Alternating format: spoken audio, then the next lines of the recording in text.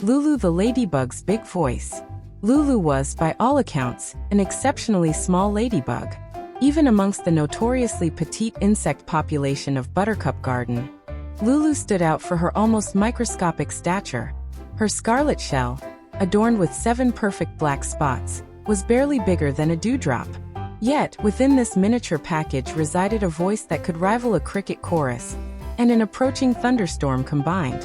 "Good morning, everyone," Lulu would bellow, her tiny antennae quivering with enthusiasm as the first rays of dawn kissed the petals of the prize-winning roses.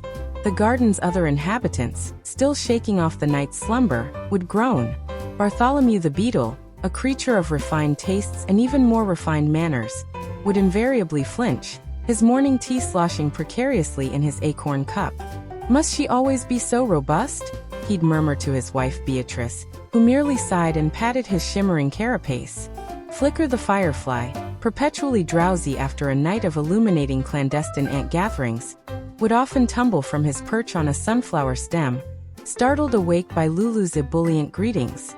"A little less volume, please, Lulu," he'd call out, his tiny light blinking erratically. "Some of us have delicate dispositions." Lulu, however, was impervious to their complaints. She saw her voice not as an annoyance, but as a magnificent gift, a tool for expressing the boundless joy she felt for every new day. She used it to narrate the intricate dances of the butterflies, to announce the arrival of a particularly juicy aphid feast, and to cheer on the slow, determined progress of the garden snails. "Watch out, Sydney. A huge earthworm is coming your way," she'd shriek, sending poor Sydney the spider scrambling up his web, convinced a monstrous beast was about to devour him, only to find a perfectly harmless earthworm minding its own business. Life in Buttercup Garden continued, a symphony of buzzing, chirping, and Lulu's booming pronouncements.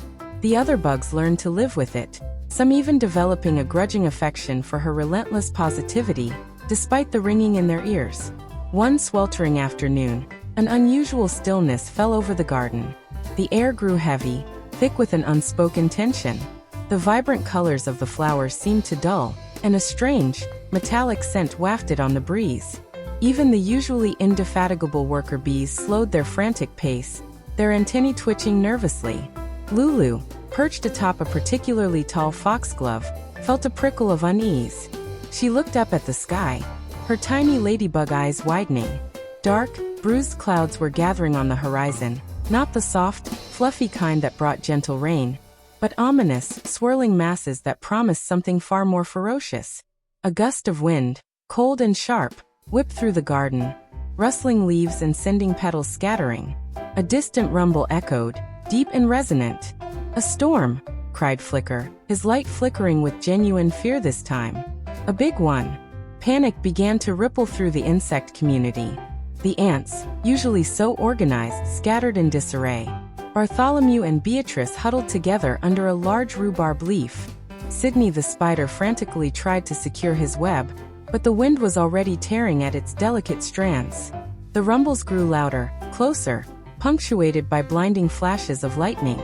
The first fat drops of rain splattered onto the leaves, quickly followed by more, until a torrential downpour began to lash the garden. The wind howled, bending flowers almost to the ground. Suddenly, a massive oak branch, weakened by age and the relentless wind, groaned ominously above a patch where several young caterpillars were still desperately trying to reach shelter. "The branch is falling," screeched a frantic ant, but her voice was lost in the din of the storm. The caterpillars, small and slow, were unaware of the impending danger. Lulu saw it all unfold. Her tiny heart pounded against her shell. She knew her voice was loud. But could it be loud enough to cut through the roar of the storm? She had to try. This wasn't about annoying anyone. This was about saving them. Taking a deep breath, Lulu puffed out her chest, her minuscule frame trembling with effort. She gathered every ounce of vocal power she possessed, aiming her voice directly at the unsuspecting caterpillars. "Get out of the way. Now. The branch is falling. Move. Move. Move," she bellowed, a sound that seemed to rip through the very fabric of the storm.